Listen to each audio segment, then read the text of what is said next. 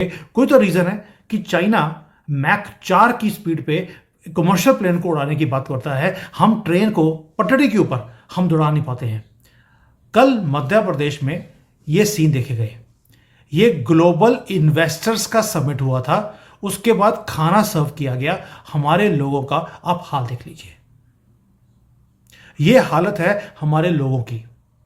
खाना देखते ही टूट पड़े हैं और यही रीजन है कि ऑपोजिशन हो या कोई और भी हो, वो हमें इतनी आसानी से हमारे ऊपर टेक ओवर कर लेते हैं। हमने इनोवेशन करनी क्या है जब हम एक खाने को देखकर हम इस तरह से टूट पड़ सकते हैं।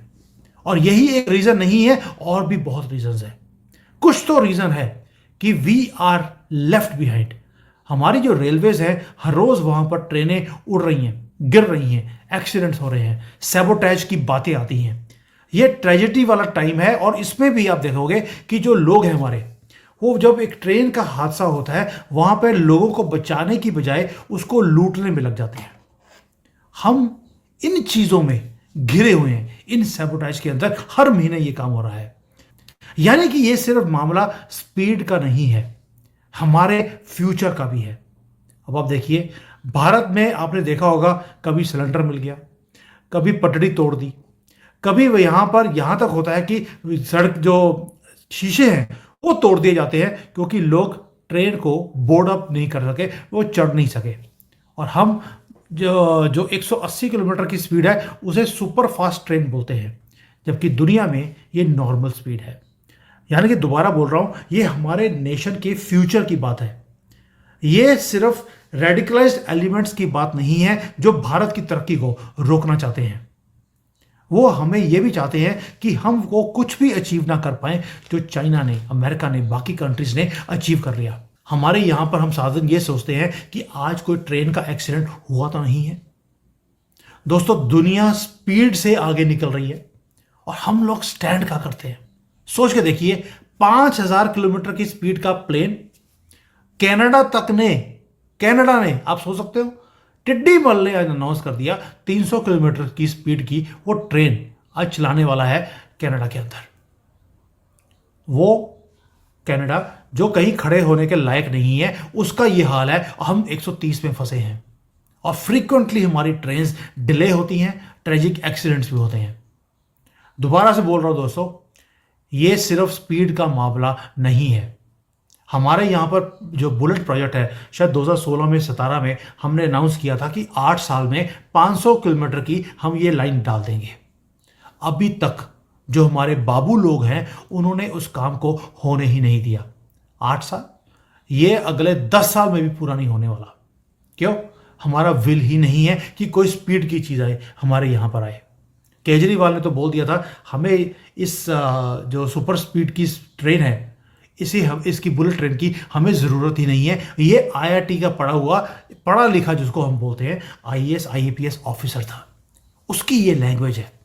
मध्य प्रदेश के उस इवेंट में जहां पर इंटरनेशनल इन्वेस्टर खड़ा होकर हमारे ये सीन देख रहा होगा, उसके ऊपर क्या बीतरी होगी कि इस कंट्री में आकर हम इन्वेस्टमेंट्स करें। दोस्तों, ये सिर्फ टेक्नोलॉजिकल एडवांसमेंट की बात नहीं है, political, social, deeply rooted fractured जो हमारा कंट्री है, ये उसकी भी लड़ाई है। और ये सैबोटेज जो हमारी ग्रोथ स्टोरी को किया जाता है, हर रोज एक्सीडेंट किए जाते हैं, डीरेलमेंट्स की जाती हैं, एक्सीडेंट्स के ऊपर फायदा निकाला जाता है। ये इतना कॉमन क्यों है?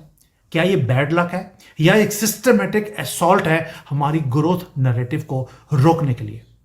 रेडिकलाइज्ड एलिमेंट्स पूरे भारत में बिछा दिए गए हैं कांग्रेस की तरफ से, और डेलिब्रेटली उनको बोला जाता है कि यहां पर जितना हमारा इंफ्रास्ट्रक्चर है उसे तोड़ा जाए। ट्रेनें जाती हैं, पत्थर मारे जाते हैं, डीरेल की जाती हैं। हमारे अगर धर्म के ऊपर को काम होता है, जैसे महाशिवरात्रि कल हुआ, पत्थरबाजी पूरे भारत में की गई इनके ऊपर।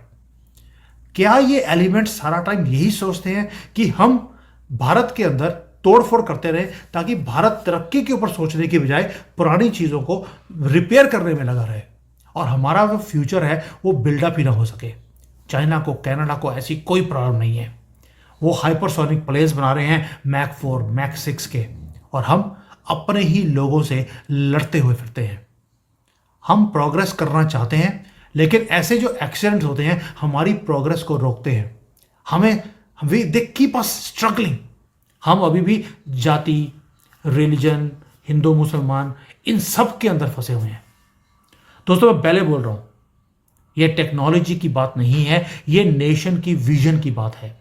हमने बड़ा सोचना शुरू कर दिया, बट ग्राउंड पर ना बड़ा दिखाया ना बड़प्पन दिखाया। यह नेशनल अवेकनिंग का मोमेंट है।